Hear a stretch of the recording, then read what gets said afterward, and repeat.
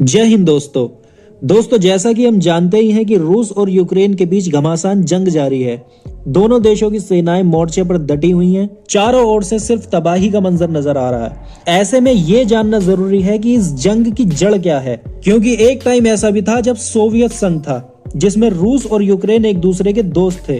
तो अब ऐसा क्या हुआ जो ये दोनों दुश्मनी पर उतर आए हैं, क्योंकि इस जंग में बहुत नुकसान हो चुका है और अगर ये जंग नहीं रुकी तो आगे भी और नुकसान होगा, क्योंकि 3 दिन तक लगातार टैंकों की गोलाबारी, क्रूज मिसाइलें और हवाई हमले हुए हैं। लेकिन अभी भी रूस यूक्रेन की राजधानी पर कब्जा नहीं कर पाया है और दूसरे शहरों से भी रूस को यूक्रेनी सेना के बड़े प्रतिरोध का सामना करना पड़ रहा है। और रविवार को तो यूक्रेन के खार्किव में एक गैस पाइपलाइन को उखाड़ दिया गया और वासिल्किव शहर में रूस ने बैलिस्टिक मिसाइलों से एक तेल डिपो को भी टारगेट किया है। तो ये लड़ाई आखिर हो क्यों रही है, आइए इस बात को समझते हैं। यूक्रेन की सीमा पश्चिम में यूरोप और पूर्व में रूस के साथ जुड़ी हुई है। 1991 तक रूस पूर्वी सोवियत संघ का हिस्सा था। 1991 से पहले दुनिया की सिर्फ 2 ही सुपर पावर थी, पहली अमेरिका और दूसरा सोवियत संघ। सोवियत संघ में आज के 15 देश शामिल थे, जो अब अलग अलग 15 देश हो चुके हैं, जो कि Lithuania, Latvia, Estonia, Tajikistan, Kyrgyzstan, Turkmenistan, Uzbekistan, Kazakhstan, Azerbaijan, Armenia, Belarus, Moldova, Ukraine, Georgia और रूस थे। रूस और यूक्रेन के बीच तनाव नवंबर 2013 में तब शुरू हुआ जब यूक्रेन के तत्कालीन राष्ट्रपति विक्टर यानुकोविच का कीव में विरोध शुरू हुआ, जबकि उस टाइम रूस उनके साथ था।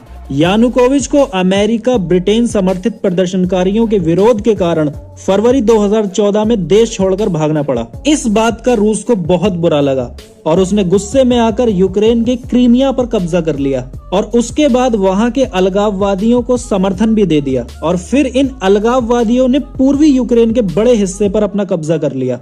2014 के बाद रूस का साथ देने वाले अलगाववादी और यूक्रेन की सेना के बीच डॉनबास प्रांत में एक संघर्ष भी चला। इससे पहले जब 1991 में यूक्रेन सोवियत संघ से अलग हुआ था, तब भी क्रीमिया को लेकर दोनों देशों में बहुत टकराव हुआ था। 2014 के बाद रूस और यूक्रेन में लगातार टकराव को रोकने और शांति कायम करने के लिए वेस्टर्न कंट्रीज ने पहल करी थी। फ्रांस और जर्मनी ने 2015 में बेलारूस की राजधानी मिन्स्क में दोनों के बीच शांति का समझौता भी करवाया था। लेकिन अब हाल ही में यूक्रेन ने नाटो से करीबी और दोस्ती बढ़ाना शुरू कर दिया। यूक्रेन के नाटो से अच्छे रिश्ते हैं। 1949 में तत्कालीन सोवियत संघ से निपटने के लिए नाटो बनाया गया, जिसे हिंदी में उत्तर अटलांटिक संघी संगठन कहा जाता है। लेकिन यूक्रेन की नाटो से दोस्ती रूस को नागवार गुजरने लगी। अमेरिका और ब्रिटेन समेत 30 देश नाटो के सदस्य हैं। अगर कोई देश किसी तीसरे देश पर हमला करता है तो नाटो के सभी देश एक साथ होकर उसका मुकाबला करते हैं। लेकिन अब रूस ये नहीं चाहता कि नाटो अब और किसी देश को नाटो में शामिल करे। रूस के राष्ट्रपति पुतिन इसी बात को लेकर यूक्रेन और पश्चिमी देशों पर दबाव डाल रहे हैं। लेकिन जब कुछ नहीं हुआ तो रूस ने अमेरिका और अन्य देशों की पाबंदियों की परवाह किए बगैर गुरुवार को यूक्रेन पर हमला कर दिया।